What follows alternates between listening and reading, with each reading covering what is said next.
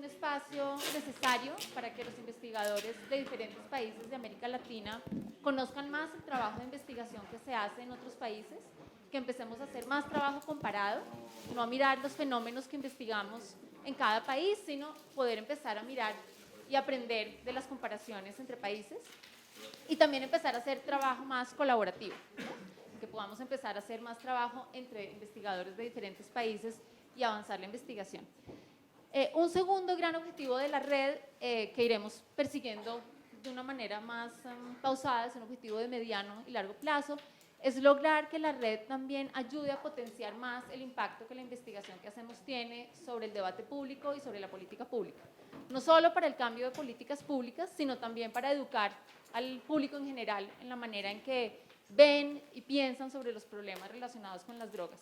Entonces, algo en lo que estaremos trabajando y esperamos que nos acompañen en los próximos años es en buscar puentes con periodismo independiente, por ejemplo, para lograr ayudar a los periodistas a hablar de las drogas de otra manera, basada en evidencia, basada en investigación, y también facilitarle a los investigadores su traducción, digamos, de la investigación para una audiencia más general.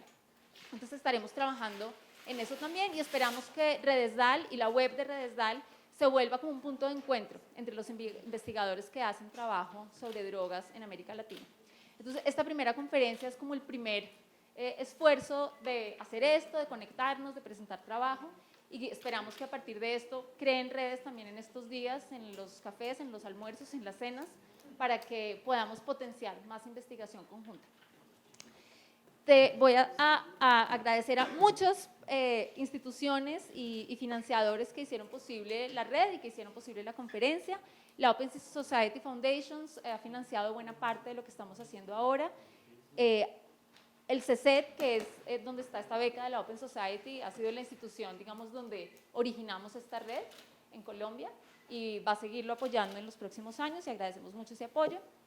Yo soy parte del CECET y soy parte de Northwestern University, del Departamento de Ciencia Política en Chicago, que también está apoyando la red y se ha comprometido con varios años de apoyo. El proyecto Drugs and Disorders del Global Challenges Research Fund de Inglaterra también nos está apoyando con muchos recursos para poder avanzar la red y para hacerla sostenible. El COTS de la Universidad de los Andes, que como saben tiene 2 paneles especiales mañana sobre costos socioambientales y economías ilícitas. Y la UNAM, que nos está apoyando para que podamos coorganizar esta primera conferencia juntos. Entonces, voy a darle la palabra brevemente a Luis Astorga de la UNAM y a María Alejandra Vélez del CECET para una breve bienvenida y empezamos con los paneles. Muchas gracias. Bueno, bienvenidas, bienvenidos al Instituto de Investigaciones Sociales, del cual soy investigador. Muchas gracias a Ana, a Redesdal, por haber escogido la UNAM para esta primera reunión. Ana ya les ha explicado lo sustantivo de este encuentro.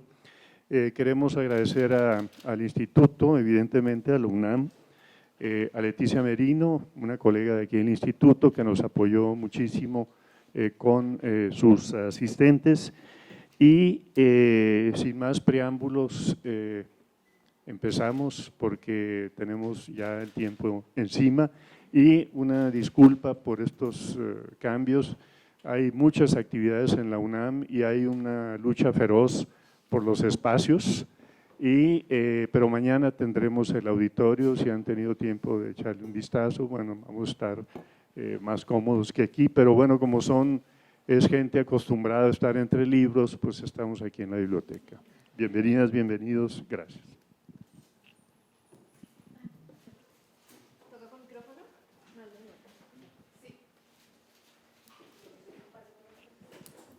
Hola, no, yo solo saludarlos, María Alejandra Vélez, profesora de la Facultad de Economía y directora del CECET. Ya estamos demorados, así que bienvenidos a todos. Como dijo Ana, la idea es continuar esta conversación latinoamericana. Uno de los anuncios que vamos a hacer gracias al Centro de los Objetivos de Desarrollo Sostenible mañana es el lanzamiento de unas convocatorias de becas de investigación comparada. Mañana Jimena Rueda del COTS les contará, pero todos estos son esfuerzos de seguir promocionando esta conversación. Entonces, bienvenidos y muchas gracias. Bueno, un par de anuncios logísticos. ¿Vieron esta hoja en su mesa? Esta hoja es para que la firmen si están de acuerdo con que haya una transmisión en directo, en streaming de sus presentaciones. No es obligatorio y el que no quiera que se haga simplemente nos avisa y en ese momento no se hace la transmisión. La discusión no será transmitida, o sea, desde las palabras del comentarista o la comentarista hasta la discusión que tengamos en público no será transmitida, así que podemos hablar en total confianza y en espacio puramente académico. Y repito, cualquier persona que no quiera que su presentación esté transmitida simplemente nos lo dice. Vamos a ser totalmente dictadores con el tiempo para que no nos atrasemos, no comamos tarde, no salgamos tarde. Entonces, a los 15 minutos exactos tienen que dejar de hablar. ¿Listo? Les vamos a ir avisando. Muchas gracias y empezamos con el primer panel. ¿En dónde están transmitiendo? Ah, buena pregunta. Sí, ya, les van a enviar el link a todos. Y la red, hay Wi-Fi abierta para todos que la pueden utilizar, no necesitan ninguna clave, me han informado. ISUNAM. Sociales UNAM. Perfecto. Bueno, entonces… Muy bien. Entonces, Luis va a introducir el primer panel y empezamos. Muy bien, el primer panel es cómo cambian las políticas de drogas. Tenemos 4 participantes: Patricia Moncada, Adrián Jiménez, María Cecilia Díaz y Víctor Daniel Gutiérrez. Vamos a empezar en ese orden con Patricia Moncada Roa, de la Facultad de Derecho de la Universidad de los Andes en Colombia. El tema que está aquí propuesto es drogas y política de drogas, pero creo que en el documento que envió hay un cambio de título, pero en fin, no importa. Patricia Moncada. Adelante. Como quieras, parada, sentada.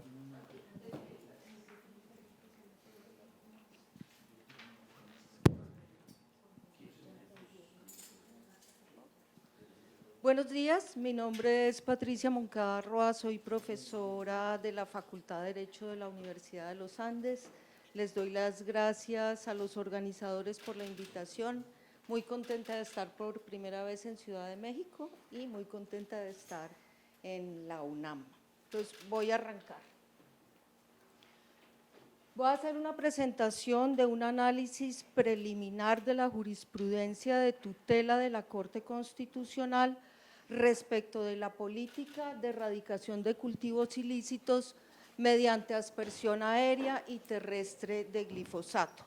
Y quiero hacer énfasis en el hecho de que es preliminar en el siguiente sentido. Es probable que haya algunos datos que merezcan precisión o incluso corrección, pero es la información que ha alcanzado a levantar de la jurisprudencia. Entonces, la siguiente. Voy a dividir la estructura de la presentación en 3 partes: la pregunta de investigación, la metodología de investigación y la herramienta preliminar sobre la que estoy trabajando para reflejar hallazgos del análisis de jurisprudencia. Siguiente, por favor. Entonces, la pregunta de investigación, a lo primero que me quiero referir es si es relevante o no. La pregunta de investigación es qué papel han decidido jugar los jueces respecto de la política de erradicación de cultivos ilícitos en Colombia mediante aspersión aérea o terrestre de glifosato. Esa es la pregunta de investigación. ¿Y por qué creo yo que es relevante? Pero está sujeta a discusión la relevancia, porque creo que tiene que ver principalmente con el control territorial. Y creo que tiene que ver con el control territorial por 2 razones, porque la política de drogas es una estrategia de control territorial y porque refleja o pone en cuestión el comportamiento del Estado en la disputa por el control territorial con otros grupos armados al margen de la ley. En la medida en que la política de drogas es una estrategia de control territorial, tiene que ver como mínimo con el elemento seguridad nacional y define lo lícito y lo ilícito, al menos respecto de qué se puede cultivar, dónde se puede cultivar y para qué se puede cultivar y quién lo puede cultivar. Y el segundo punto del control territorial, que tiene que ver con la que la política de drogas tiene que ver, es con el comportamiento del Estado, al menos en Colombia, en la disputa por el control territorial con otros grupos armados. ¿Por qué? Porque me interesa plantear, no, esto no lo estoy planteando yo, porque el comportamiento del Estado debe ajustarse a la Constitución para que se diferencie del comportamiento de los grupos armados al margen de la ley. Porque el comportamiento del Estado debe garantizar el goce efectivo de derechos para que se diferencie del comportamiento de los grupos armados al margen de la ley. Y porque el comportamiento del Estado debe estar sujeto como mínimo a 3 principios constitucionales característicos de cualquier Estado contemporáneo de derecho, que son el principio de división de poderes, el principio de legalidad y el principio de ordenamiento territorial. Esas son las razones por las que creo que la pregunta es relevante, pero la pregunta está sujeta a debate sobre cuál es el papel que han decidido jugar los jueces en la política de erradicación de cultivos ilícitos con aspersión aérea y terrestre de glifosato. La siguiente diapositiva tiene que ver con la metodología que usé. Es una metodología que admite todo tipo de cuestionamientos en el área de teoría jurídica, que es el análisis de jurisprudencia, es decir, de las decisiones que producen los jueces. En este caso, hago el análisis de la jurisprudencia de la Corte Constitucional en materia de acciones de tutela respecto de la política de erradicación de cultivos con aspersión aérea y terrestre de glifosato. Y el periodo de análisis cubre 25 años dentro de la Corte Constitucional. Ha habido 8 providencias en 25 años, en las que la pretensión del demandante era que el juez de tutela le ordenara al gobierno suspender, la aspersión aérea o la aspersión terrestre. Vemos el principio de división de poderes, el Poder Judicial enfrentado al Poder Ejecutivo.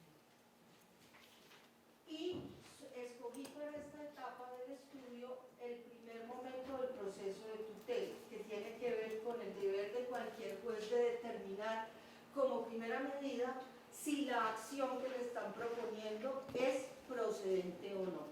Entonces no me voy a referir a qué decidió definitivamente, sino si abrió o no la primera barrera de acceso, que es decirle su acción procede o su acción no procede, y si no procede no hay lugar a pronunciar.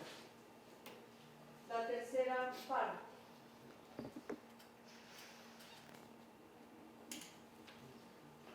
Respecto de la herramienta de análisis.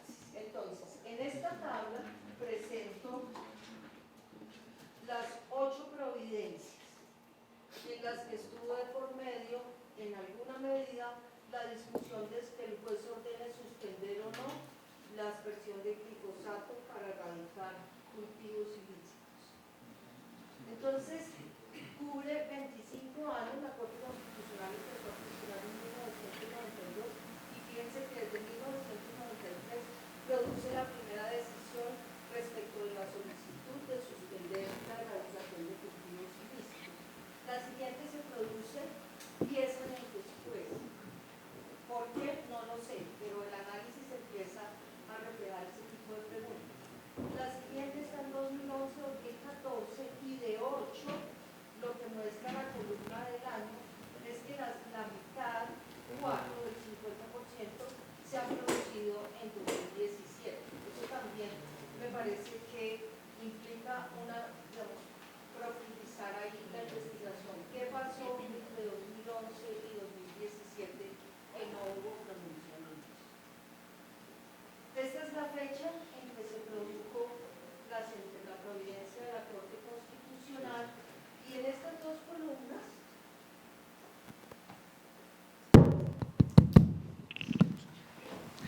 estas 2 columnas lo que hice fue numerar por orden de aparición en la sentencia qué magistrado tuvo a cargo hacer el proyecto y quiénes hicieron sala con ese magistrado que hizo el proyecto de decisión judicial. Y entonces me parece que permite afirmar, si ha habido 29 magistrados a lo largo de 25 años que han tenido que ver con la decisión de si ordenar o no suspender la erradicación de cultivos ilícitos con glifosato, quiere decir que las decisiones han sido fruto de una corte compuesta pluralmente, no ha sido monopolio de algunos magistrados, sino que han intervenido la mayoría de los que han pasado por la Corte Constitucional. La siguiente herramienta de análisis. En esta tabla, ¿cómo organicé la información? Esta columna es el año de la decisión de la Corte Constitucional, organizado cronológicamente. La siguiente columna captura la fecha en que, según los demandantes en tutela, ocurrieron los hechos que generan la violación, es decir, la aspersión aérea o terrestre. La tercera columna es dónde ocurrió la aspersión, para mostrar, digamos, desde el punto de vista de los departamentos en dónde se ubican las reclamaciones. Después explico cada una de las filas. La cuarta columna es en qué fecha se presentó la demanda. La quinta columna es en qué lugar se presentó la demanda. Y tiene que ver con la relación, si hay alguna relación entre el lugar donde ocurre la aspersión o la conducta que presuntamente viola derechos fundamentales, y el lugar donde los afectados deciden interponer la acción, y en muchos casos no coinciden. Y eso creo que es una pregunta de investigación, después diré por qué. Esta columna de aquí, la número 5, es ¿quién fue el demandante? ¿Quién fue el demandado? ¿Cuáles fueron los derechos que se alegaron o se alegaron violados, o cuáles fueron los derechos a los que se refirió la Corte Constitucional? ¿Qué decidió el juez de primera instancia, qué decidió el juez de segunda instancia y qué decidió la Corte Constitucional respecto de si la declara procedente o improcedente? Eso lo reflejan estas tres columnas. Entonces, la P quiere decir declaró procedente y la I quiere decir improcedente. Lo que refleja el análisis hasta ahora es que los jueces de tutela de primera y segunda instancia han decidido, en la mayoría de los casos, declarar improcedente las acciones en las que se pide ordenarle al gobierno que suspenda la aspersión de glifosato. Y que en la mayoría de los casos, la Corte Constitucional, cuando ha revisado esas decisiones, ha establecido que las acciones sí eran procedentes. Eso implica al menos varias cosas. ¿Por qué los jueces de tutela de primera y segunda instancia, que no son altas cortes, tienden a declarar improcedente la acción? Mientras que la alta corte de cierre en materia de tutela, pues refleja claramente que tiende a declarar procedente la acción. Entonces, ¿cómo se han comportado los jueces de tutela en materia de ordenar, suspender o no la erradicación de cultivos ilícitos? Depende. Depende de si estoy en primera instancia, en segunda instancia, o si logro llegar a la Corte Constitucional. Pero para llegar a la Corte Constitucional debo cumplir una serie de requisitos. ¿Ya? ¿O me queda? No. ¿Sí? Listo. ¿Qué se desprende de esta tabla? Primero, que yo no sé yo, porque la gente afectada con la aspersión no interpone la acción de tutela en los lugares en donde están ubicadas las comunidades, sino que preponderantemente se expone en Bogotá, 1, 2, 3, no necesariamente preponderantemente. Segundo, el mayor número de demandas han estado en cabeza de comunidades indígenas, comunidad indígena, comunidad indígena, comunidad indígena, comunidad indígena y comunidad indígena. Comunidades afrodescendientes solamente han intentado hasta ahora una vez, que es la primera de 2017. En el 99% de las demandas, el demandado fue el gobierno nacional, una serie de instituciones que compone el gobierno nacional que tienen que ver con la política de drogas. Y respecto de los derechos demandados, lo que se puede ver es que hay dos que aparecen constantemente, que es el derecho al medio ambiente sano, que se ve afectado por la aspersión, y el derecho de los pueblos indígenas y las comunidades afrodescendientes a la consulta previa. Y estas tienen una trama diferente porque en el año 2015 el gobierno nacional decidió suspender la política de erradicación de cultivos ilícitos. Entonces, cuando las acciones de tutela llegaron a la Corte Constitucional, el gobierno ya había suspendido la aspersión aérea de glifosato. Por lo tanto, la Corte, le estaban pidiendo que ordenara la suspensión, pero la suspensión ya había ocurrido por orden del gobierno. Esa es una característica de las últimas 4 sentencias. Y aquí hubo un juez en el año 2001, un juez civil del circuito,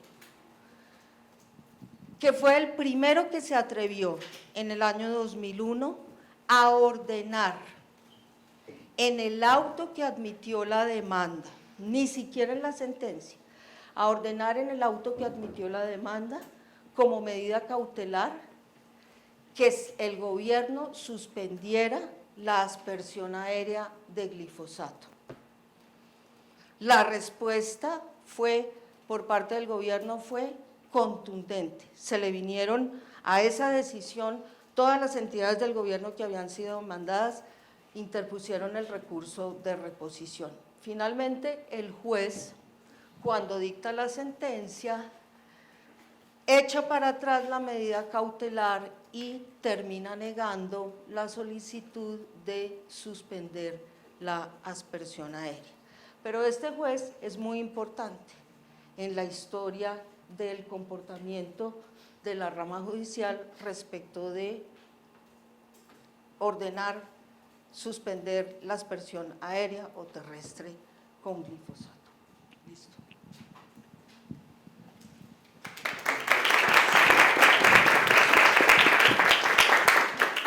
Muchas gracias, sabemos que el tiempo es precioso, entonces creo que aquí tienen ventaja los que hablan más rápido, entonces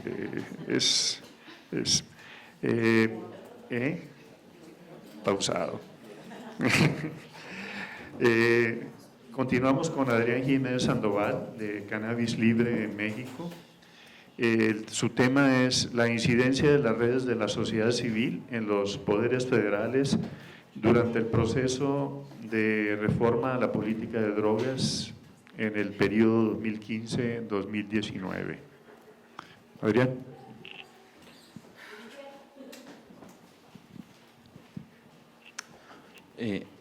Hola, buenos días. Bueno, hubo un poco de modificaciones, el periodo aumentó, es del 2007 al 2019, ahorita explico por qué. Quiero comenzar señalando que este trabajo forma parte de un trabajo un poco más amplio en el cual yo quiero observar este mismo fenómeno, pero en distintos países para observar cómo funciona, cuál es el papel de las organizaciones de sociedad civil en la reforma a la política de drogas. Por favor, ¿Le puede cambiar? ¿Quiere cambiar? Ah, ya, gracias. El trabajo analiza el proceso de incidencia de la coalición de organizaciones de sociedad civil en México que han influido en los tres poderes de 2007 a 2019.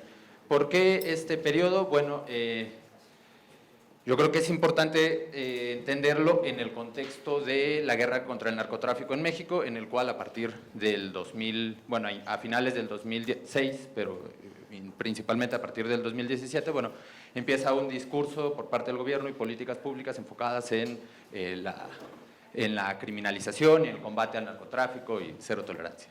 Hasta el 2019, en el cual nos encontramos en un momento, creo yo, coyuntural, paradigmático, en el cual en 2 semanas, bueno, en teoría el jueves presentan un predictamen y la próxima semana habría una primera respuesta por parte del Senado mexicano, después pasaría al legislativo. Así que estamos en un momento coyuntural, ¿no? Y bueno, ¿le pueden cambiar, por favor? A la siguiente. Las preguntas que yo me respondo es cuáles son las características de la coalición que se ha conformado para cambiar la política sobre el cannabis, cómo ha cambiado y qué factores afectaron su incidencia en esta situación de acción y en cada situación de acción y en qué sentido. Ahorita voy a explicar qué es una situación de acción, es la forma como yo lo observo. Por favor, la siguiente. Bueno, los hallazgos es que la coalición discursiva de las organizaciones que se ha conformado ha incidido a partir primero o en la situación de acción constitucional, o sea, el Poder Judicial, ya que es donde han tenido mayor cercanía a actores estatales en un primer momento, y posteriormente se han acercado a otras situaciones de acción donde no son tan cercanos, pero las decisiones tomadas en situaciones previas, es decir, el judicial, pues les aseguran una discusión en torno a su agenda. Bueno, pero ¿qué es una situación de acción? Yo me baso en McGuinness, que señala que para representar una cuestión compleja, un modelo donde la decisión se toma en distintos puntos, policéntrica, pues se puede analizar como situaciones de acción adyacente, ¿no? Aquí podemos observar las 3 situaciones, la situación constitucional, la de toma de decisiones colectivas, que sería el poder legislativo, y la operacional, que sería el poder ejecutivo. Estas 3 organizaciones, bueno, conforman una red de situación de acción adyacente. Después vamos a ver que están modeladas por otras cosas, pero bueno, la siguiente. Ahora, la capacidad de transformación de una situación de acción en estas arenas, pues depende de 2 tipos de variables, internas y externas. Dentro de las internas, pues están los tipos de actores, las posiciones que tienen en la estructura, las interacciones que desarrollan, y en las externas están los atributos de la comunidad y las reglas de uso que tiene este propio sistema.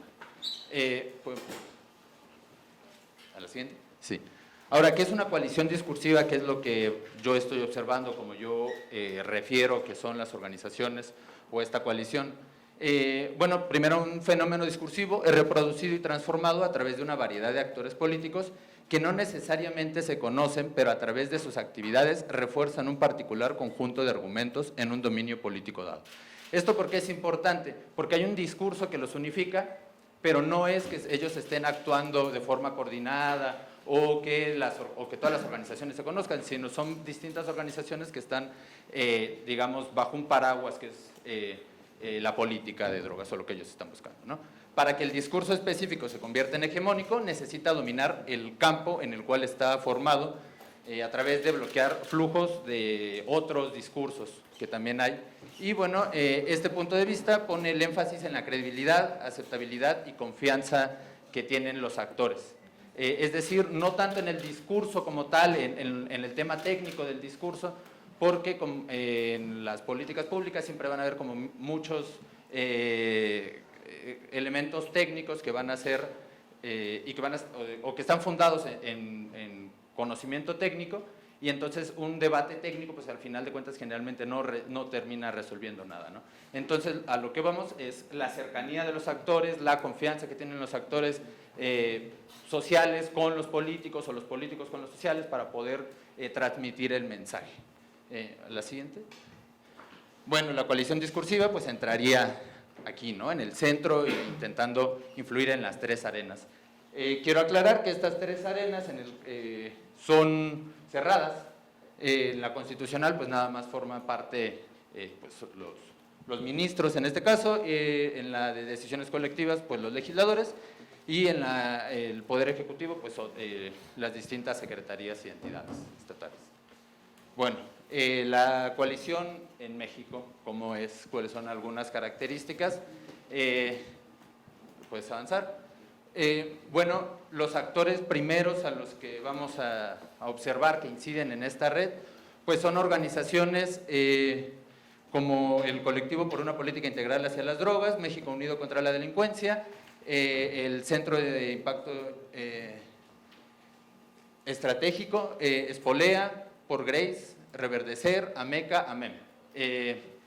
Hay muchas más organizaciones, pero estas son las significativas de colectivos, por ejemplo, que hacen investigación o organizaciones que hacen investigación, otras que se dedican más al trabajo de base con poblaciones vulnerables y, bueno, organizaciones de pacientes también hay, ¿no? Hay un proceso de evolución en estas organizaciones, no todas las organizaciones están durante todo este proceso de 7 años, esto es importante.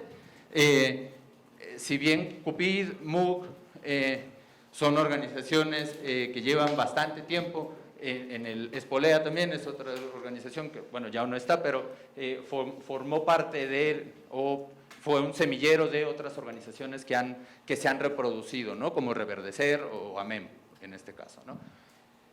Algunos movimientos sociales, bueno, para 2016 se conforma también el Movimiento Canábico Mexicano para influir, y está anteriormente el Movimiento por la Paz con Justicia y Dignidad, que también dentro de su amplia gama de demandas pues estaba el hecho de regular la cannabis y las drogas.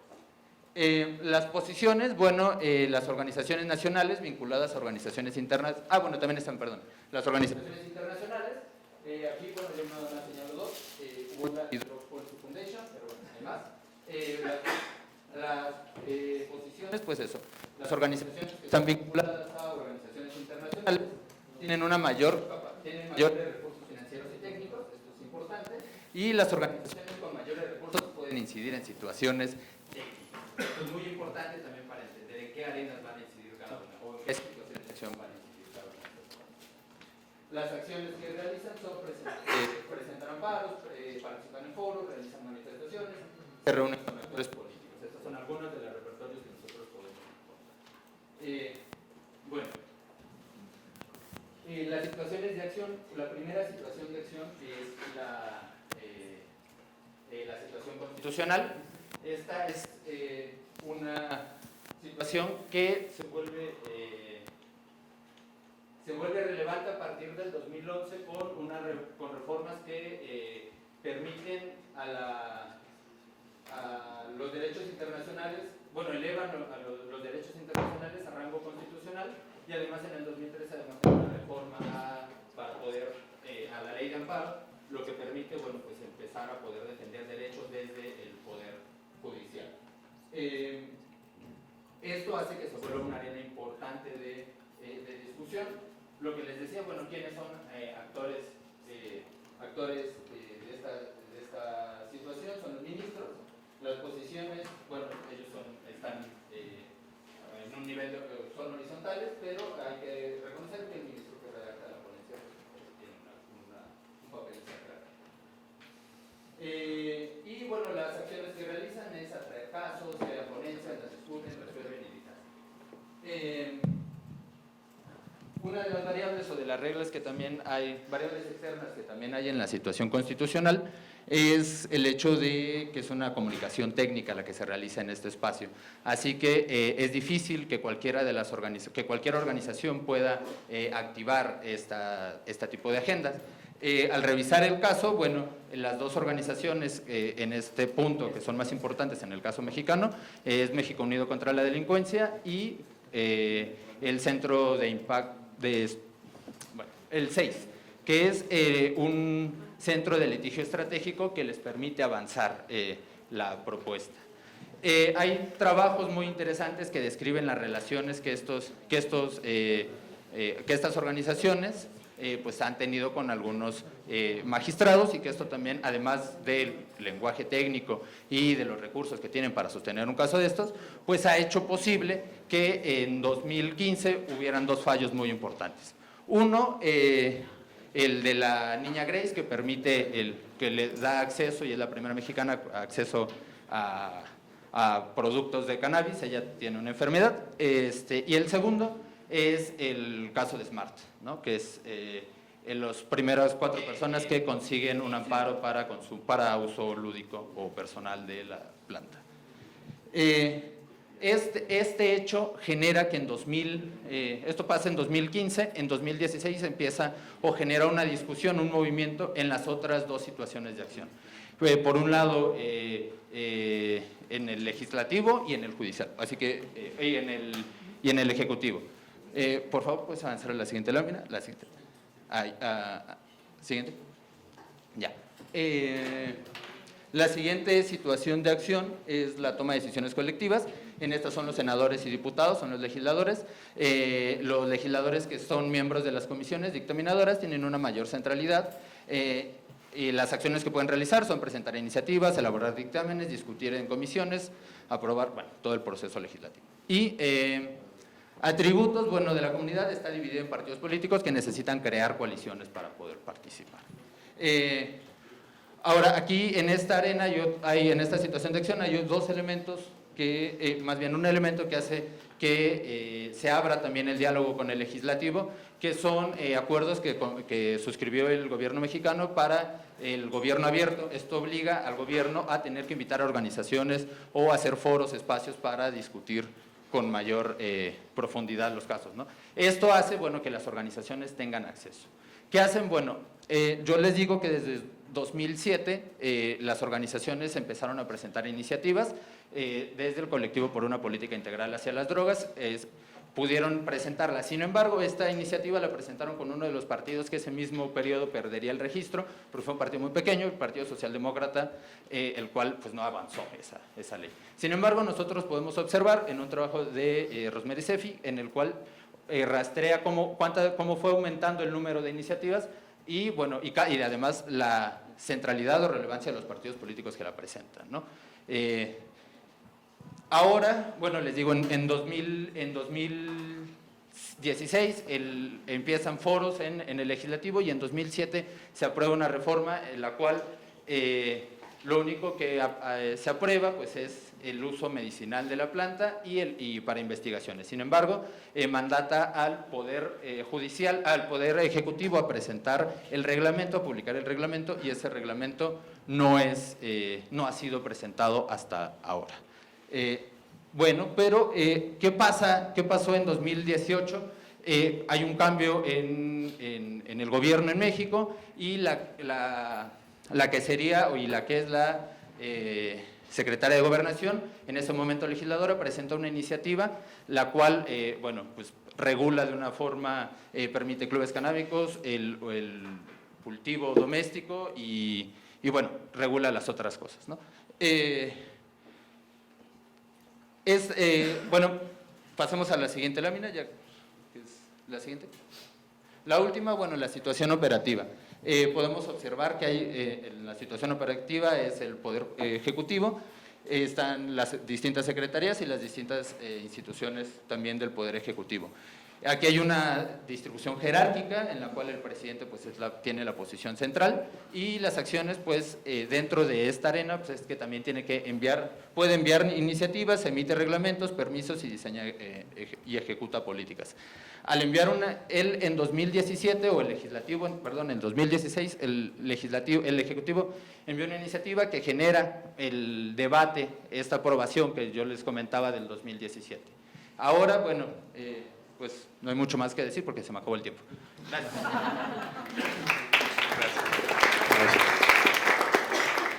Gracias, Adrián. Continuamos con María Cecilia Díaz, del Consejo Nacional de la Investigación Científica y Técnica de Argentina. El tema, perdón, Reforma de la política de drogas como proceso, abordar. Cambiaste el título. Ah, bueno. Bueno, hola, buenos días.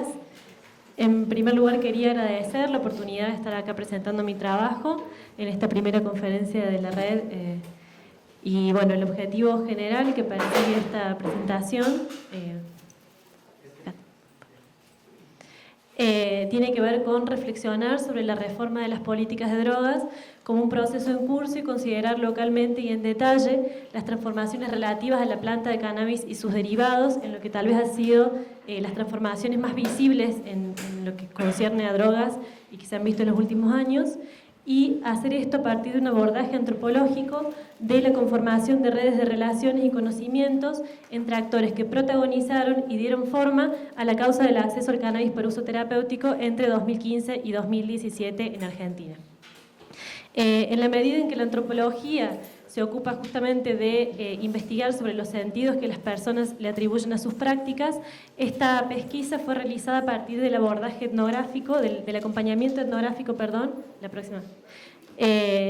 que implicó desplazamientos y circulaciones en y a partir de la ciudad de Córdoba, que es capital de la provincia homónima, ubicada en el centro de Argentina, siguiendo los recorridos de la activista Brenda Chignoli, que falleció este año y que se dedicó su vida a buscar la regulación del uso terapéutico del cannabis.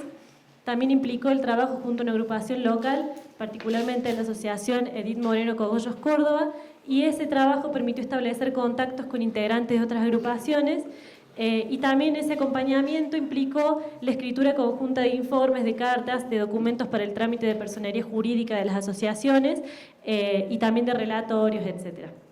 Todo ese trabajo se objetivó en una tesis de doctorado defendida este año y orientada por los doctores Luis Fernando Díaz Duarte y Gustavo Blázquez. En ese trabajo yo mapeo tradiciones de conocimiento en la construcción de experticia sobre cannabis, y con tradiciones de conocimiento me refiero a conjuntos de saber y de saber hacer que se hacen, digamos, cuerpo, se hacen sujeto en interacción entre las personas y en las propias prácticas, y así distinguí tres tradiciones de conocimiento que no se suceden cronológicamente, sino que entran en tensión y se solapan. Una primera que podríamos definir como holística orgánica, que está vinculada al mundo de las plantas maestras, plantas de poder, plantas medicinales, y a terapias alternativas que personalizan los tratamientos de los cultivos.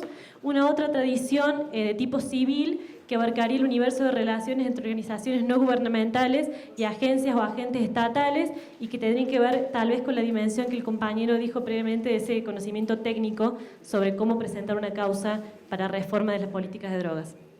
Y una tercera tradición de carácter científico-técnico, que implica un trayecto de profesionalización en espacios de investigación y de capacitación que apuntan a la realización de estudios científicos y también a la producción de medicación a base de cannabis. La siguiente pues.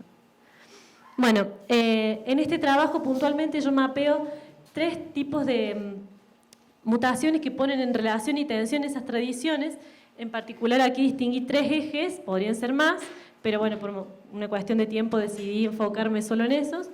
Una primera mutación que tiene que ver con los portavoces de la demanda, es decir, quiénes fueron los que encararon los movimientos de la reforma de política de drogas en Argentina, y así tenemos que la década del 90, avanzando más aceleradamente hacia comienzos de 2000 y a 2015, el movimiento en pos de la reforma de las políticas de drogas estuvo articulado por organizaciones no gubernamentales de reducción de daños, asociaciones de usuarios de drogas, que fueron aquellos que iniciaron un movimiento para demostrar que justamente la penalización de la tenencia de drogas para consumo personal causaba más daño que el propio consumo de las sustancias psicoactivas ilegales, y que incluso esa penalización era la que impedía que aquellas personas que tenían consumos problemáticos pudieran acceder al sistema de salud. Esto lo fueron demostrando a partir de intervenciones en el terreno, como también de la escritura de artículos académicos, en fin. A eso se sumaron integrantes de redes de personas viviendo con VIH-Sida, que plantearon el uso terapéutico de cannabis como una forma de facilitar la adherencia al tratamiento antirretroviral. Y en ese contexto, hacia comienzos del siglo XX, emergen las organizaciones canábicas, particularmente aquella con la que yo trabajé fue la primera de carácter canábico, que combinó no solo acciones políticas basadas en la combinación de reducción de daños con cannabis, sino que también lo expresó en su propio nombre, digamos, en cogollos, que sería la inflorescencia de la planta. Desde estas asociaciones canábicas también comenzaron a difundir información científica sobre uso terapéutico de cannabis y a participar en litigios estratégicos brindando información acerca de estos temas. Particularmente, en mi tesis trabajo sobre la acción de la Asociación Rosarina de Estudios Culturales, que es otra organización canábica que está localizada en la ciudad de Rosario.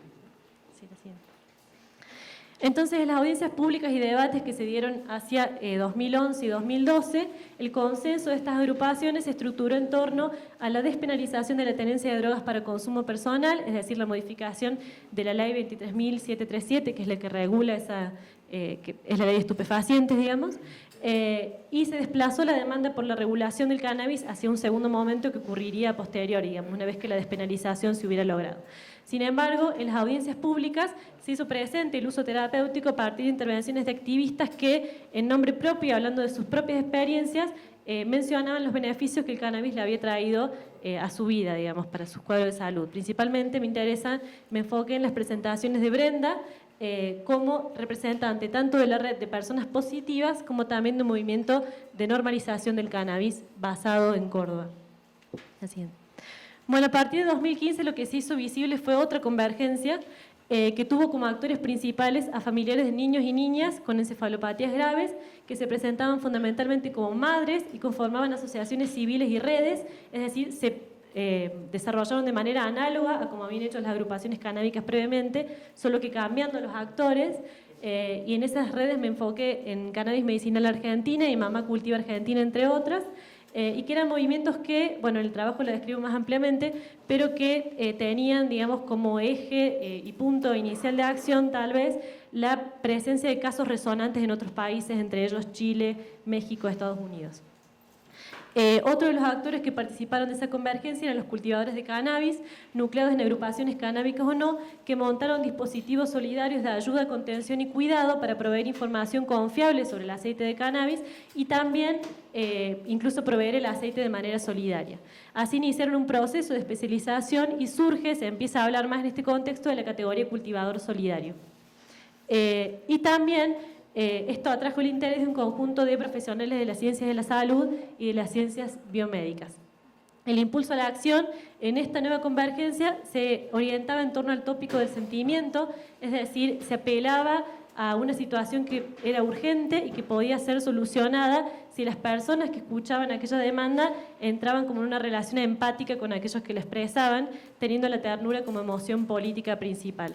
Entonces aquí se demandaba por una ley específica para garantizar el acceso al cannabis para uso terapéutico que contemplara el autocultivo y o la regulación de la investigación y la producción de medicamentos. Es decir, se hacía énfasis en derecho a la salud y las agrupaciones entraron a veces en una relación tensa entre estas demandas, ¿no? Entre aquellas que hacían énfasis en el autocultivo y las otras que no enfatizaban o lo reconocían como un derecho, pero se enfocaban más en regular el acceso para la investigación y la producción de medicación. Sí.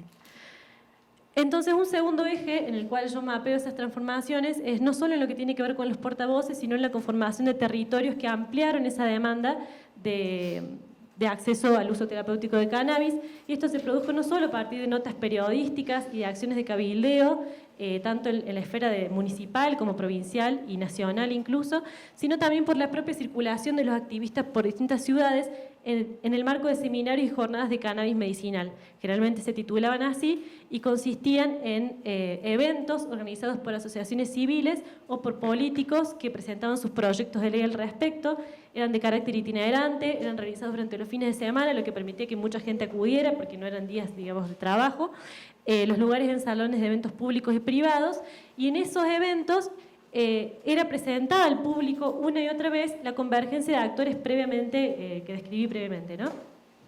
Y en torno a ejes temáticos especialmente legales y medicinales. Entonces, esos seminarios fueron cristalizando en una estructura que tenía en un primer momento presentaciones de especialistas que presentaban sus avances y luego presentaciones de testimonios, es decir, usuarios terapéuticos y o sus familiares que proporcionaban entonces la evidencia empírica de los avances previamente reseñados. En esa estructura, los activistas canábicos que se presentaban y eran presentados como canabicultores o canabicultoras, adquirieron cada vez más una posición de especialistas, realizando sus presentaciones del lado de bioquímicos, farmacéuticos y médicos. En lo que tiene que ver con los profesionales de la salud, las diferencias con el periodo anterior eran que en ese periodo que yo les narraba, en el cual las personas viviendo con VIH-Sida habían llevado esta alternativa terapéutica a sus médicos, las informaciones circulaban por pasillos, digamos, no trascendían tanto a la luz. En cambio, en esta otra etapa, los médicos se presentaban públicamente junto a organizaciones de familiares de usuarios terapéuticos en estos eventos de cannabis y también daban notas periodísticas y hablaban en audiencias públicas. En esas narrativas sobre cómo se aproximaron al uso terapéutico del cannabis, hacían énfasis en las experiencias de dolor y sufrimiento de pacientes y de su propio entorno, y luego esta red dio origen a proyectos de extensión universitaria y de investigación que contaban entre sus filas a activistas canábicos que brindaban sus conocimientos y también el material vegetal necesario para hacer los distintos procesos de las investigaciones. Posteriormente surgieron redes de investigadores y espacios también curriculares de formación que tenían como centro temático el sistema endocannabinoide y que se dieron tanto en espacios de grado como de posgrado. Y un tercer eje en el cual mapeo esas transformaciones tiene que ver con los modos de hablar, cómo se pasó en las palabras accionadas, empleadas por los movimientos, de marihuana a cannabis. Esto no solo se hizo presente en Argentina, también lo trabaja Andrés Góngora para el caso colombiano. Perdón. Y tiene que ver con la mancha semántica orientada en torno a las distintas palabras. Marihuana tiene una historia cultural propia, sobre la cual no me puedo extender aquí, pero que tiene que ver en gran parte con la historia de la prohibición de las drogas en el propio México, y era usada en el contexto social del activismo, o sea, se hacía presente en la folletería, en los cánticos, en los eventos, o sea, en la Marcha Mundial de la Marihuana, pero también esa mancha semántica incluía las noticias sobre narcotráfico y los informes, estudios epidemiológicos realizados sobre el consumo de sustancias psicoactivas por parte de la administración estatal. En cambio, cannabis, también con su historia cultural propia, que proviene, es un término que proviene del latín botánico, que está asociada al universo de la salud, y se volvió centro del contexto radical activista, pasando a formar parte del nombre de las agrupaciones a la expresión cannabis medicinal. Yo un poco lo que hago en la tesis es comparar con lo que ocurrió con el movimiento de la diversidad sexual, entonces uso el término, por ejemplo, gay. El término gay, a diferencia del término homosexual, podía trasladarse del contexto social donde era usado al contexto radical activista, porque homosexual tenía connotaciones científico-médicas y no era tan apto. En lo que ocurrió con el caso del activismo canábico fue al revés, se privilegió aquel término que tenía connotaciones vinculadas a la ciencia. Bueno, algunas consideraciones finales, digamos, para cerrar y no extenderme demasiado. Durante el periodo de 2015 a 2017 se reconfiguró el repertorio emocional del activismo canábico en Argentina. Ese proceso condujo a la sanción de la ley 27.350 de investigación médica y científica, cuyas reglamentaciones, circunscribieron la importación del aceite de cannabis para los casos de epilepsia refractaria, digamos, como que siguió estas lógicas que se habían planteado socialmente. También me interesa destacar un punto en específico, que es la diferenciación de las gramáticas morales y de la generación de distintos tipos de adhesión y de apoyo, porque el movimiento de las madres de niños y niñas con epilepsia había realizado socialmente dinámicas análogas a aquellas que hicieron las personas viviendo con VIH-Sida, pero consiguieron movilizar distintos tipos de apoyo porque los niños y niñas, digamos, sobre los niños y niñas no pesaba el estigma que lamentablemente sí pesa sobre aquellas personas cuyas enfermedades se asocian a la responsabilidad individual o al ámbito de la sexualidad.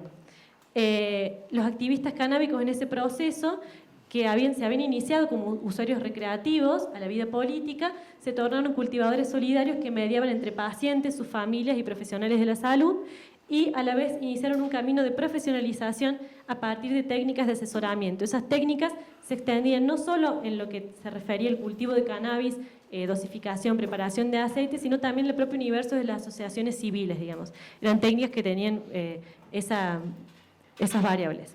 Entonces, en esta presentación lo que yo intento hacer es una invitación a considerar no solo los cambios en la ley, digamos, considerar que los movimientos sociales desbordan muchas veces los cambios que ocurren en la legislación y también considerar junto con la ley las reformas de los afectos que plantean los movimientos, es decir, cómo ciertos procesos de regulación y de normalización van reconfigurando modos de uso que son aceptables y unos nuevos modos de uso que son desviados. Entonces, analizar esas variables en conjunto. Muchas gracias.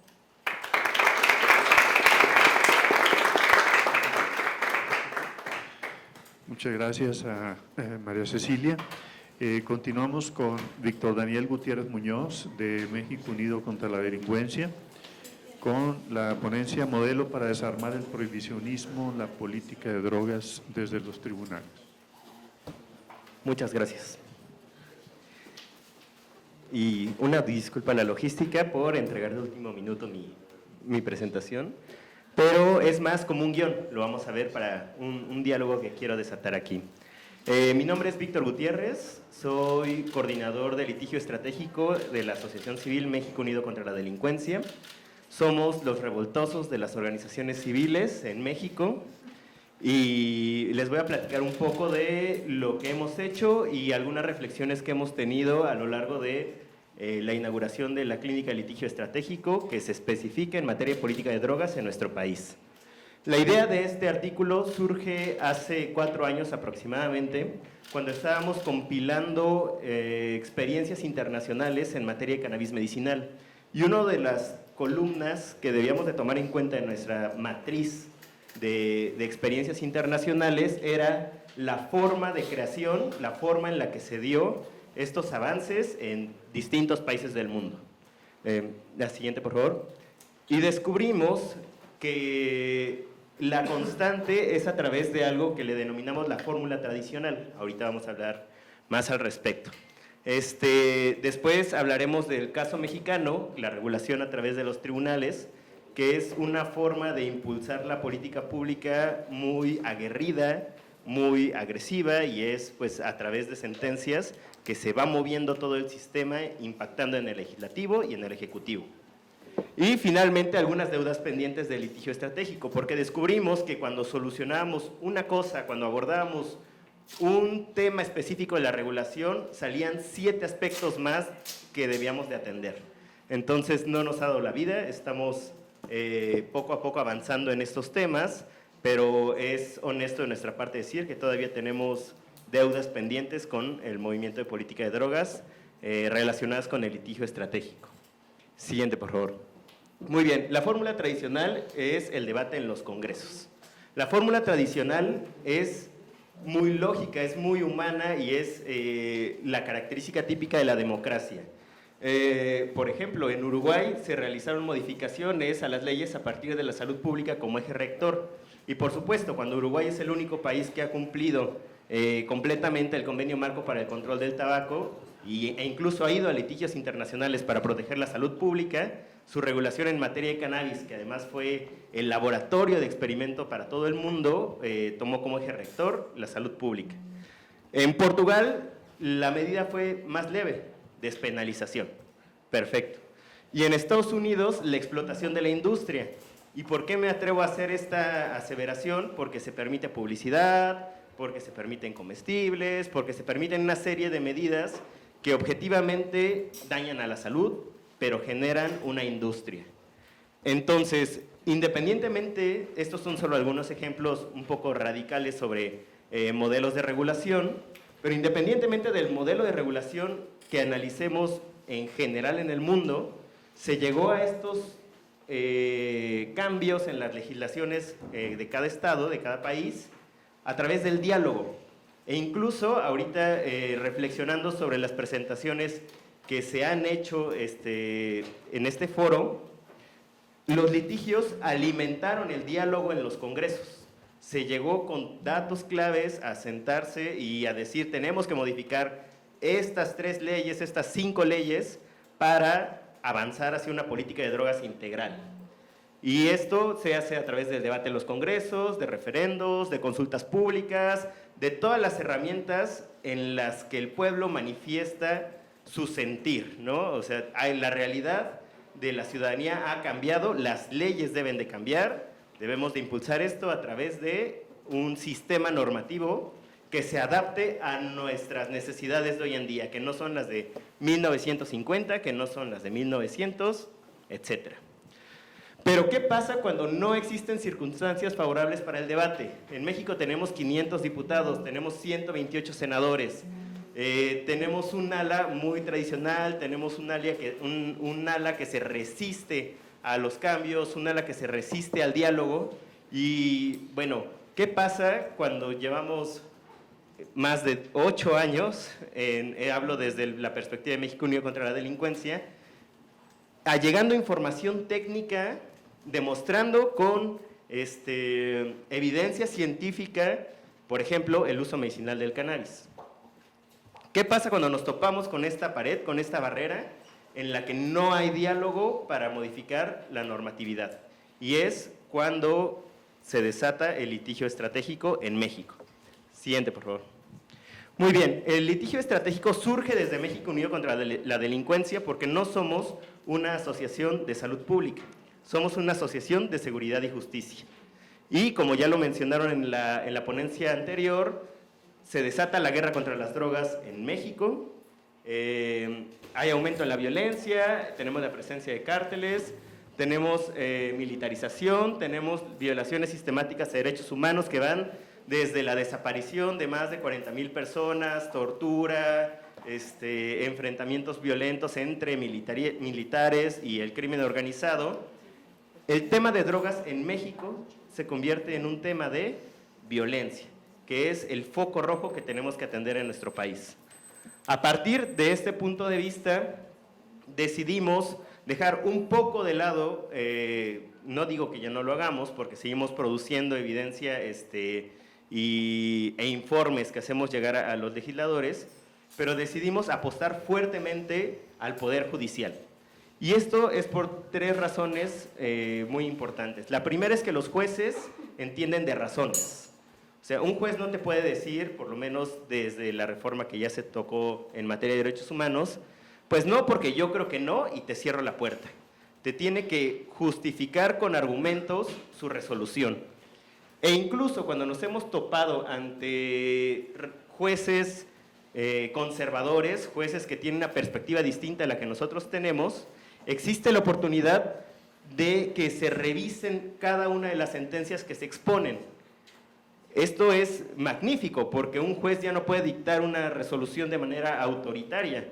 Sabe que va a ser revisado lo que él escriba en ese documento por un superior jerárquico e incluso por la Suprema Corte de Justicia de la Nación. Y finalmente hay una figura novedosa en el sistema mexicano que en 8 años solamente se ha utilizado una vez y en materia de telecomunicaciones, que se llama Declaratoria General de Inconstitucionalidad, y esto es súper importante, le dedicaré un par de minutos a continuación, porque le estamos viviendo el día de hoy, en octubre de 2019, en nuestro país. Muy bien, ya comentaron que se ganó el juicio SMART, que fue sobre el uso personal del cannabis. En México tenemos 2 grandes vertientes que están corriendo en paralelo respecto al cannabis. Ambas nacieron del litigio estratégico, que fue el uso medicinal del cannabis, que el siguiente año debe de haber una regulación porque ya lo ordenó la Suprema Corte de Justicia, y el otro es el uso personal del cannabis. El uso personal del cannabis fue compilando cada uno de los logros necesarios dentro de nuestro sistema para lograr una fórmula en la que me atrevería a decir que se alinearon los planetas. Se gana el caso SMART, se ganan 4 casos adicionales. Pueden consultar el artículo en la carpeta de Drive para para encontrar explicaciones más detalladas sobre la jurisprudencia. Pero se crea jurisprudencia, que es básicamente la interpretación de la ley. Y esta interpretación de la ley, yo como entusiasta del derecho a la salud, me emociona muchísimo porque trasciende totalmente el tema de política de drogas. Y la Suprema Corte de Justicia de la Nación crea 9 tesis, o sea, 9 jurisprudencias, 9 criterios, 9 oraciones que ya son obligatorias para todos los jueces en el país, y quien no atienda estas 9 aseveraciones seguramente perderá la revisión o perderá el caso, eventualmente llegando a la Corte, porque ya son estrictamente obligatorias. Trascienden el tema de política de drogas porque hablan incluso de derechos en abstracto, como lo es el libre desarrollo de la personalidad. Este derecho no tutela únicamente el consumo de sustancias, por ejemplo, tutela el hecho de que no sea necesaria una causal para divorciarte, ¿no? O sea, tener tu proyecto de vida está dentro del libre desarrollo de la personalidad. E incluso, gracias, el siguiente por favor, incluso hay definiciones del derecho a la protección de la salud, definiciones que trastocarían todos los niveles de obligaciones del derecho a la salud de nuestro país. Siguiente, por favor. Entonces, esta jurisprudencia detona algo que se llama Declaratoria General de Inconstitucionalidad, que significa, básicamente, avisarle al Congreso: tienes 90 días para modificar las leyes, si no, yo, Suprema Corte de Justicia de la Nación, las borraré del sistema. Estos 90 días vencen el 31 de octubre de este año, entonces ahorita se declaró en sesión permanente el Senado, porque tienen que modificar la Ley General de Salud, pero no solo modificarla así, para agregándole puntos y comas, sino superando el vicio de inconstitucionalidad. ¿Qué quiere decir esto? Romper las barreras que no permiten un acceso eficiente a la sustancia. Posteriormente, aprovechando la coyuntura de la obligatoriedad de la jurisprudencia, México Unido lanza una campaña llamada Cannabis con Permiso, que consiste en una serie de tutoriales en nuestra página de internet, en la que cualquier persona podrá tramitar su juicio de amparo. Nosotros proporcionamos los modelos, proporcionamos toda la información necesaria, y al día de hoy ya recibimos correos electrónicos con gente que no tiene conocimiento sobre derecho, que gana juicios de amparo en México para tener sus permisos de uso personal de cannabis. Y finalmente, nuestro último caso, que ha sido un revuelo a nivel internacional, fue acerca de cocaína. ¿Por qué? Porque el narcotráfico no inicia y no termina con cannabis. Cocaína es la segunda droga más consumida en nuestro país, aunque no somos ni un país de consumo ni un país productor, somos un país de tránsito. Y quiero resaltar lo que habían comentado en ponencias anteriores: el manejo de medios fue maravilloso, porque quedó claro, o sea, no hubo medios sensacionalistas que salieron a decir mercado regulado en una semana, México Unido. Se entendió que esto es un tema de violencia en nuestro país y que lo que buscamos es que se detenga la criminalización de consumidores, para que los esfuerzos de nuestro Estado se enfoquen en la persecución de delitos que están matando a los mexicanos. Es un tema complicado, podemos ahondar al respecto posteriormente. Y esta sentencia es muy bonita porque desde la primera instancia, desde el primer juez al que le presentamos la demanda, se ganó. Y este juez no solamente dijo, denle un permiso para el uso personal de cocaína, dijo, vamos a poner las bases mínimas de una regulación, incluso establece dosis que podrían no significar un daño severo a la salud. El juzgador reconoce que no todo consumidor es farmacodependiente, que esto es como viajar 30 años al futuro, y no sería necesaria la existencia de un sistema prohibitivo, sino de uno regulatorio, regular para proteger la salud, no prohibir. Siguiente. Y rapidísimo, nuestras deudas pendientes que hemos identificado es el acceso efectivo a un tratamiento, porque en México solamente hay centros de tratamiento que se traducen en tortura, desaparición, violaciones a derechos humanos, criminalización de los usuarios. Nos hace falta cuestionar las campañas de difusión de información de la salud, porque todas son basadas en prejuicios y en estigmas.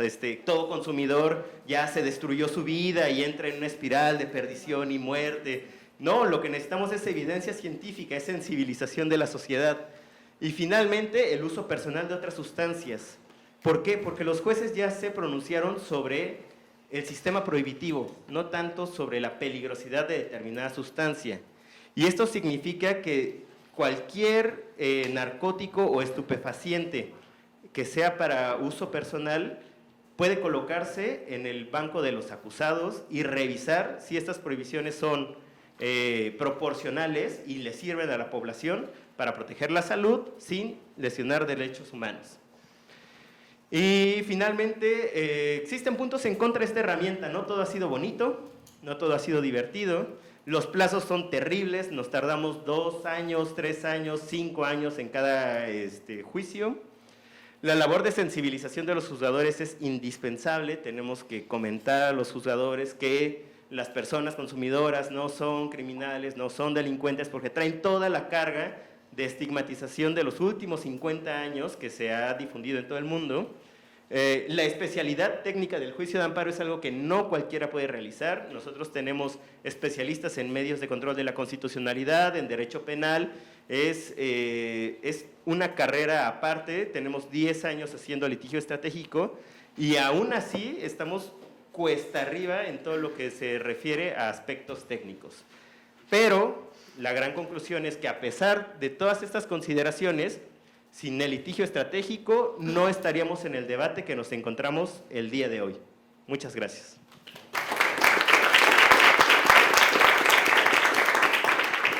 Pues muchas gracias, Víctor Daniel, y a todos los que han expuesto por la disciplina en el tiempo.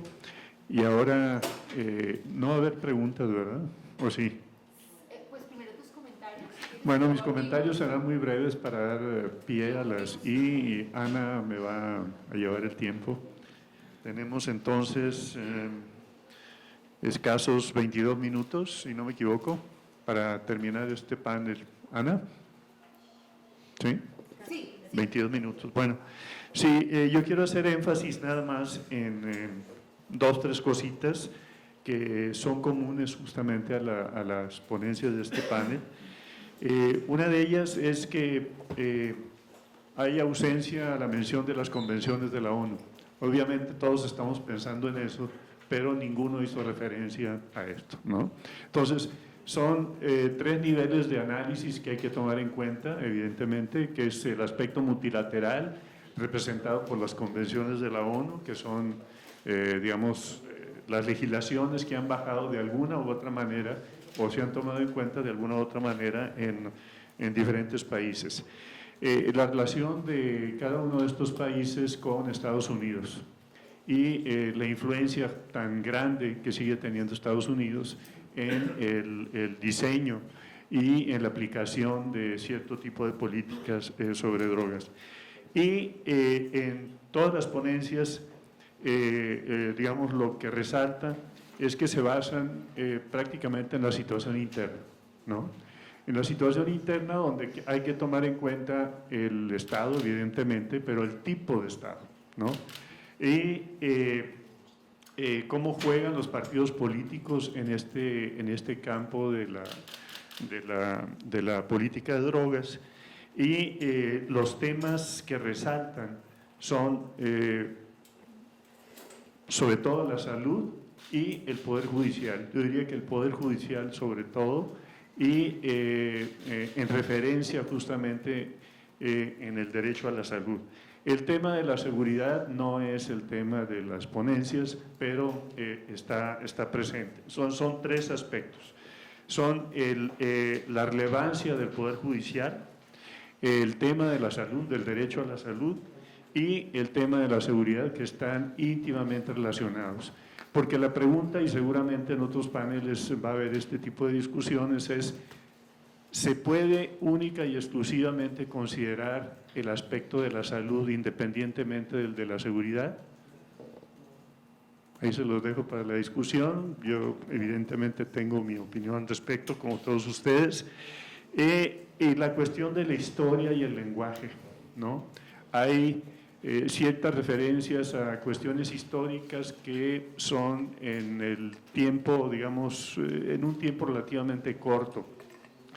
En el caso de Víctor Daniel, por ejemplo, en México se ha hecho una costumbre hablar del 2006 para acá, cuando esto tiene mucho más de fondo, que se puede remontar a muchos años antes, y para los aspectos más relevantes que fueron más visibles a partir del 2006, yo mencionaría la Operación Cóndor en México en los años 70, que fue el primer gran operativo militar en todo el continente americano y que posteriormente se replicó en Colombia, en Perú, en Bolivia y en otros países.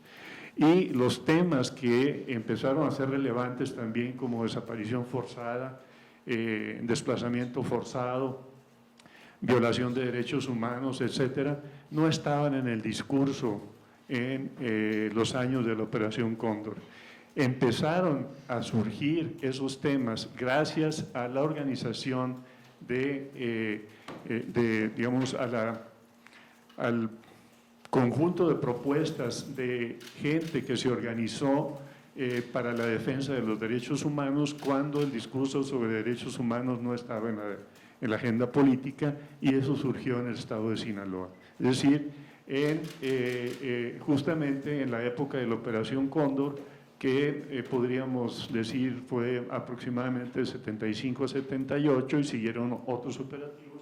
No fueron los primeros operativos militares en el país, estos vienen desde los años 30, pero sí fueron los más relevantes porque pusieron justamente en la agenda temas que no estaban, que fueron los que lo que les acabo de comentar. Entonces creo que en este discurso más reciente hay que hacer referencia a eso, porque no es un proceso que se inició con un determinado partido a partir del 2006. Esto es un proceso de más larga duración y que ha trascendido a los partidos políticos que han ocupado el Poder Ejecutivo en México.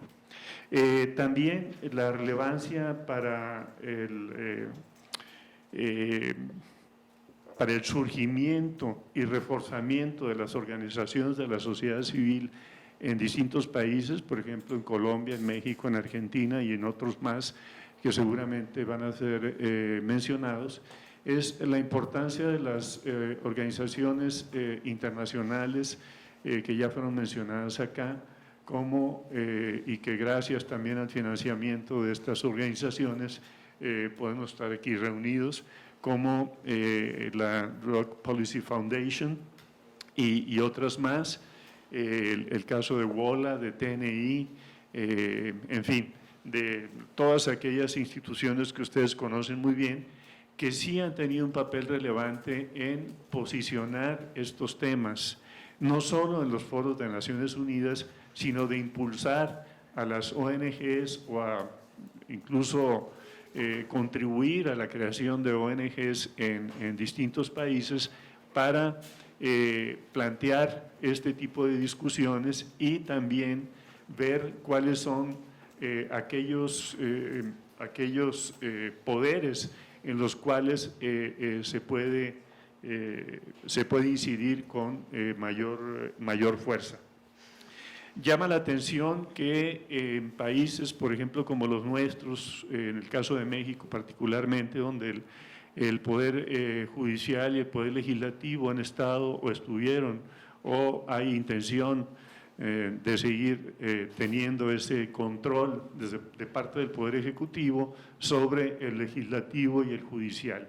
Habíamos visto un periodo relativamente de una cierta relativa independencia o un mayor grado de independencia de los tres poderes, y en la actualidad estamos viendo de nuevo una intención de controlar desde el Ejecutivo al Poder Judicial y al Poder Legislativo. Entonces, apostarle al Poder Judicial en condiciones donde el Ejecutivo tiene ese tipo de predominio es una lucha titánica sin duda alguna, que en determinados momentos históricos puede dar resultados muy buenos.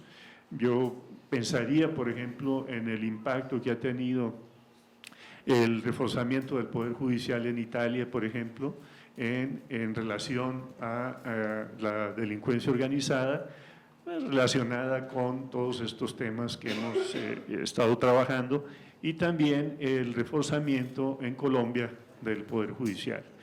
En México hemos visto en los últimos años este mismo fenómeno, y desde mi perspectiva yo vería un problema en la situación actual donde da la impresión de que volvemos justamente a esa época, o hay la intención por lo menos de volver a esa época donde los poderes legislativos, el Poder Legislativo y el Judicial estuvieron subordinados al Poder Ejecutivo.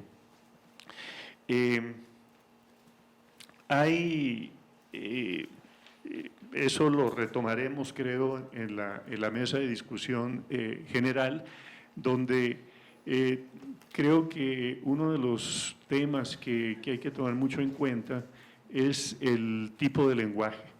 Aquí, sin duda, y se mencionó en alguna de las ponencias, hay una, como diría Bourdieu, hay una lucha por imponer la visión legítima y la representación legítima de las cosas en el campo simbólico. O sea, hay un cambio de lenguaje, hay un cambio en la manera de aproximarse y de organizar el discurso en torno a las sustancias psicoactivas, y la compañera argentina lo mencionó, por ejemplo, en el caso de la marihuana, donde aparentemente quienes han insistido más en el uso del término cannabis que de marihuana, lo han hecho por una estigmatización de la palabra, ¿no? Lo cual yo diría que en el caso de México no la tiene, pero independientemente de eso, hay otras palabras que siguen permeando el discurso, incluso el discurso académico, y que creo que sin una ruptura una ruptura epistemológica del lenguaje al que hemos estado acostumbrados en el tema de las sustancias psicoactivas, va a ser más difícil justamente que podamos encontrar nuevas categorías para representar la diversidad de fenómenos a los que nos estamos enfrentando, que tienen muchísimo que ver justamente con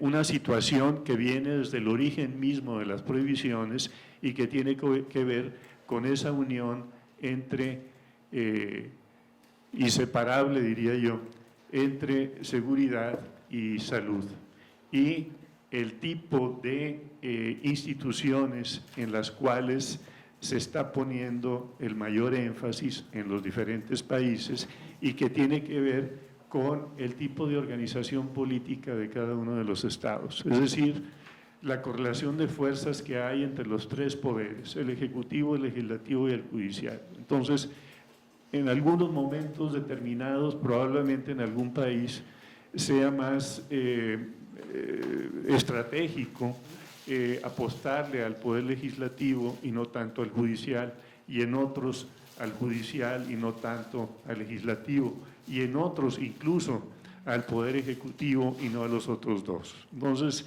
esa manera de organización de cada uno de los estados creo que tiene que ser tomada en cuenta, y yo entiendo que metodológicamente, para efectos de las exposiciones, pues uno acota de tal manera de no incluir todos esos aspectos, pero que son como una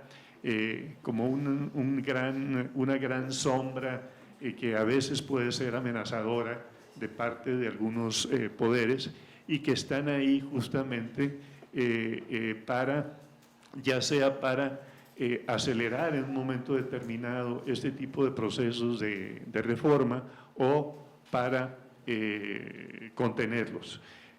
Termino nada más con una preocupación personal en el caso de México, donde si bien hay iniciativas sobre la regulación de la economía, el circuito económico del cannabis, hay expresiones, y no una, sino varias, del propio presidente, donde da la impresión de que está dando línea para que no se discutan o no se legisle, por lo menos en este año, sobre cannabis, y está hablando de una mayor discusión, y de que no sería relevante, o en otros términos, no sería tan importante discutirla en este año, sino esperar a realizar otros foros y hacerlo en otros años.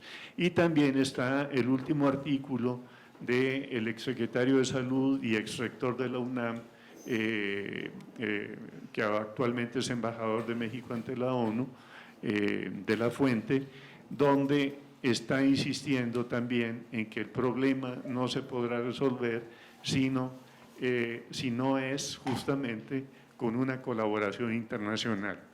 Y las muestras que nos han presentado acá de los casos que ya conocemos, tanto de Uruguay como de Canadá, como de los varios estados de la Unión Americana, nos están mostrando que independientemente de la colaboración internacional, hay países que están rompiendo de facto, como lo ha reconocido la propia JIFE, con ciertos aspectos de las convenciones de la ONU y que no ha pasado nada. Es decir, no ha pasado nada en los foros de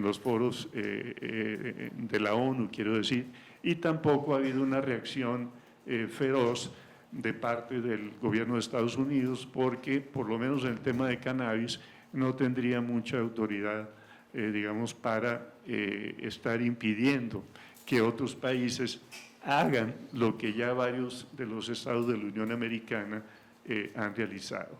Entonces yo lo dejo ahí y hacemos una pequeña ronda de preguntas muy breves, muy concisas, para dar paso al siguiente panel, que teóricamente empezaría a las 11:45. Sí, en el siguiente panel hay un artículo que no se va a presentar, entonces podemos tomar un par de minutos más ahora y luego estaremos a tiempo, lo recuperamos en el siguiente. Entonces tenemos entre 5 y 10 minutos de preguntas y luego hacemos una pausa. Pues adelante y pasamos el micrófono o hablan fuerte.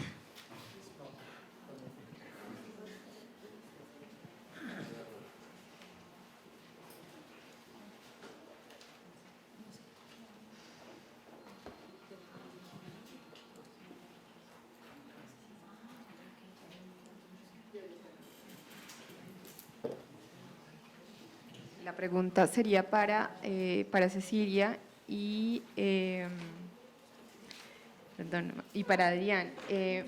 Ustedes hablaron mucho del tema de quiénes eran los actores que intervenían en esto y me llama mucho la atención, no sé si nombraron mucho el tema de las madres que cultivan y que están haciendo todo lo posible, digamos, por hacer que sus hijos que tienen cierto tipo de enfermedades logren acceder al cannabis medicinal o algunos tipos. Entonces, ¿por qué no lo mencionan? Y eso, ¿qué efecto tiene tanto en el caso de Argentina o de Chile o en el caso de México? Y la segunda pregunta sería, cuando mencionan a los actores que están participando, en el caso de México específicamente, ¿qué pasa con el CIDE, con el Programa de Política de Drogas?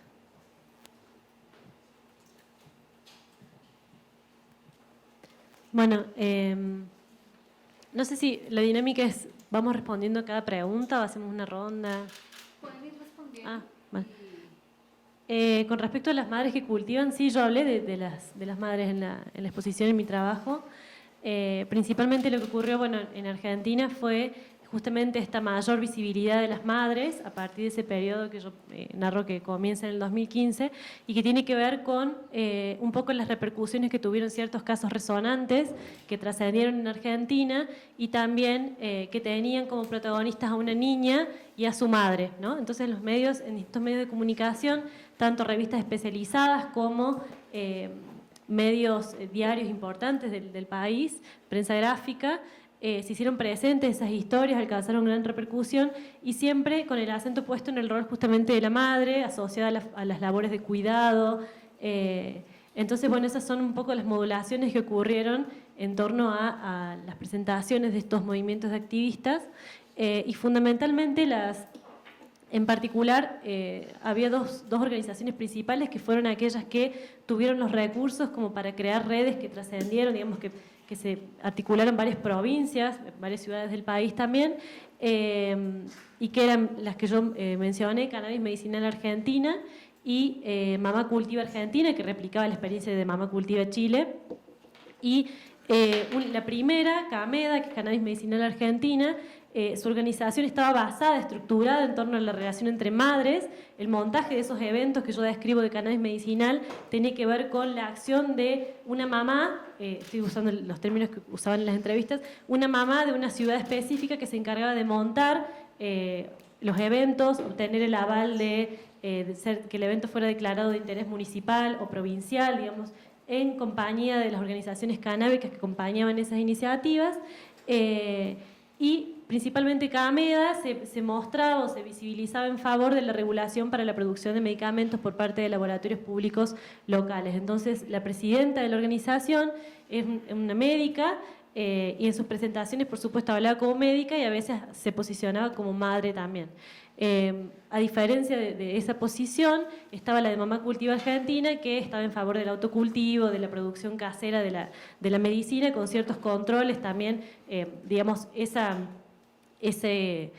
necesidad que visibilizaba no era contraria a la investigación científica, sino que era planteada como una cuestión que podía ocurrir en paralelo y que incluso la realización de análisis cromatográficos podía servir para controlar justamente la medicina producida de manera casera, pero no eran concebidas como medidas que pudieran ser aplicadas de manera separada. Pero entonces ese fue el rol que tuvieron las madres, digamos, en Argentina, movilizando esas demandas, y tornándose a partir del 2015 y fundamentalmente durante todo 2016 en la cara visible de la regulación del acceso al cannabis para uso terapéutico. ¿Qué otra cosa? No me acuerdo qué otra cosa habías preguntado. Si quieres contestar, ¿alguien más?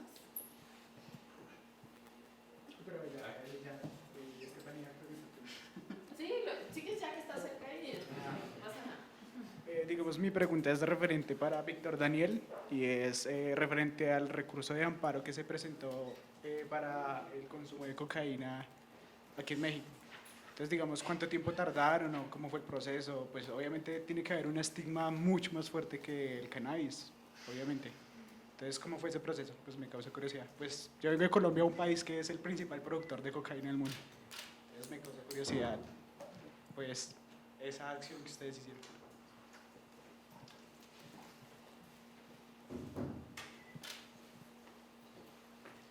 Gracias. Bueno, el proceso fue increíblemente rápido. En 5 meses nosotros ya teníamos sentencia sobre el uso personal de cocaína, una sentencia además súper bonita que es pública y bueno, los medios se han encargado de desmenuzar cada uno de los aspectos que toca, los que mencioné aquí fueron los principales, pero cuando vimos publicada la sentencia, nosotros estábamos preparados, con toda honestidad lo digo, para no ganar ese caso. Porque además es una sustancia muy controversial en nuestro país, una sustancia que trae una carga de estigmas muy fuerte, de tabús y de desinformación terrible en la sociedad mexicana.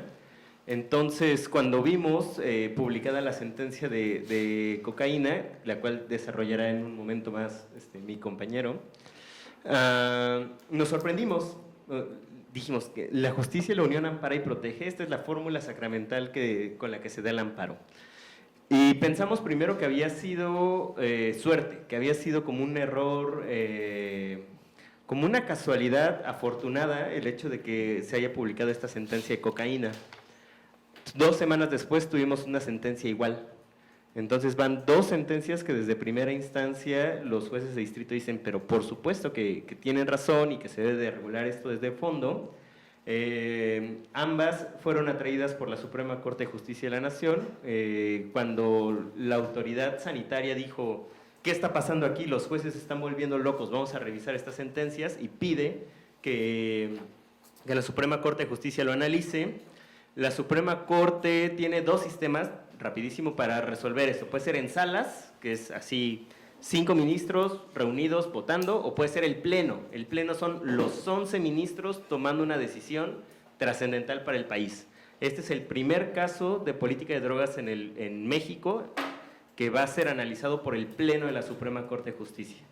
Esto habla de entrada de la relevancia y trascendencia que tiene este caso, pero nos preocupa la vacante que existe en la Suprema Corte de Justicia derivada de las últimas semanas, porque renunció un ministro. Entonces se torna esto un poco teoría del caos porque estamos justo en el punto en el que no sabemos qué va a pasar. Se puede ganar este caso, se puede perder y bueno, ya estaremos avisando puntualmente cómo se va a resolver. Esperemos que en los próximos 4 meses haya una sentencia definitiva. Pero, qué pena, una pregunta chiquita. ¿El argumento es el derecho a la salud o el derecho a la libre personalidad? El argumento es, bueno, fueron muchos argumentos, ¿va? Uno tenía que ver con el sistema prohibitivo militarizado en México, que viola derechos humanos. Otro tenía que ver con el libre desarrollo de la personalidad. Otro tiene que ver con la salud. Otro tiene que ver que el sistema es demasiado invasivo y lesiona derechos humanos en abstracto y también en concreto. Y otro, nunca platicamos acerca de la peligrosidad de la sustancia más que en comparación con drogas legales. Entonces, comparado con el alcohol y con el tabaco, para México no es un tema sobresaliente de salud pública el consumo de cocaína, y esto terminó de cerrar la pinza con un informe que mandó la Comisión Nacional contra las Adicciones, CONADIC, en el que admite que existen dosis de consumo que ni representan farmacodependencia, ni representan un problema de salud personal, de acuerdo a, y ya, muchísima bibliografía médica, que no es nuestro papel controvertirla, ni deshacerla, ni desbaratarla, pero ahí está. Y con esos elementos el juez elaboró esta sentencia. Gracias. Tenemos espacio para un comentario más. Hola. Bueno, a mí me parece sumamente interesante la discusión desde el punto de vista de la construcción de lo legal y todo lo que tiene que ver con la transformación, digamos, del tratamiento penal del tema y el impacto, ¿no? Y eso tiene que ver con una discusión y una conversación que tuve hace unas semanas con alguien que me decía como, no, pues digamos, de una agencia internacional que decía el problema es el desarrollo, y el problema es el desarrollo, y el problema de los cultivos ilícitos es el desarrollo, ¿no? De uso ilícito es el desarrollo, y bueno, entendemos que sí, los campesinos se ven forzados a cultivar porque están en unas condiciones estructurales rurales muy difíciles, pero entonces digamos que se vuelve una cosa o cambiamos la ley o cambiamos el desarrollo, ¿no? Entonces decía, no, lo que tenemos que hacer es cambiar el desarrollo, pero el quick del desarrollo en América Latina es enorme, no se resuelve simplemente con programas específicos. Entonces era como, no, pero ustedes en las agencias internacionales tienen que también pensar en el cambio de la ley. Entonces a mí me parece por eso muy importante tener este tema del cambio y los litigios y el tema de cómo funciona la ley como un elemento central, que es el ejercicio de la fuerza de la ley, lo que criminaliza y genera todo este caos. Entonces, digamos que tenía algunas preguntas o unos comentarios a Patricia. Una pregunta a Patricia: si has entrevistado a jueces y abogados. A mí me parece súper interesante las dos ideas que tú planteas a las que llegas, y me parece muy interesante el ejercicio que haces, porque cuando yo hice mi investigación, por ejemplo, yo he estado cerca al proceso de Janet Valderrama, que es el caso de glifosato, que es el primer caso que pasa a la Corte Interamericana de Derechos Humanos. Y entonces cuando hablamos de glifosato con los campesinos, ellos tienen unas ideas. Primero, que es un ejercicio que se usa para desplazarlos. Entonces, por ejemplo, en la Cristalina, Caquetá y todo este asunto de que los fumigan para desplazarlos. Y segundo, yo hablaba con abogados y decían, es que esto no procede porque algunos jueces les piden evidencias científicas, químicos en el suelo y una cantidad de requisitos, y también que impiden que procedan a demandar la fumigación, y también tienen miedo porque sus vecinos tienen coca.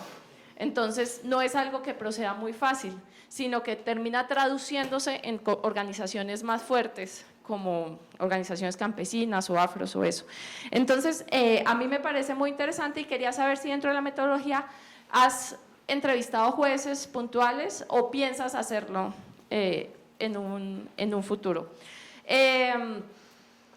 También para Adrián, yo estoy de acuerdo con lo que plantea Luis en términos de que esto hace parte de un proceso de mayor larga duración, de una serie de encadenamientos sobre transformaciones penales en México que se dan acorde a las estrategias antidrogas.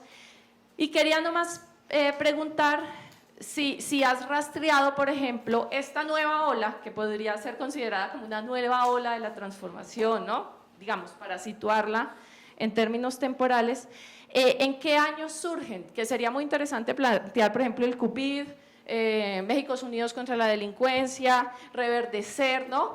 ¿En qué años surgen y cómo rastrearlos y permitir darles un lugar en el contexto histórico? Y eso sería muy útil. No sé si está en el texto, pero sería muy útil para la exposición y eso le permite ubicarlo temporalmente en procesos de mayor duración, mediana duración, como plantea Luis, que me parece muy, muy apropiado. Y dos comentarios. Así como se construyen las movilizaciones en términos de nuevas formas de entender las drogas y descriminalizar la droga, también sería muy interesante estudiar el anti, ¿no? Cómo se construyen los discursos antis, que no hay que dejarlos de lado porque seguramente en estos foros que plantea AMLO o algo así, se van a activar muchas de las estrategias anti, ¿no? Empezar a recurrir a los valores, a la familia, no sé qué, que ahí deben estar, que se activan y se desactivan según coyunturas particulares, pero hay pervives, ¿sí?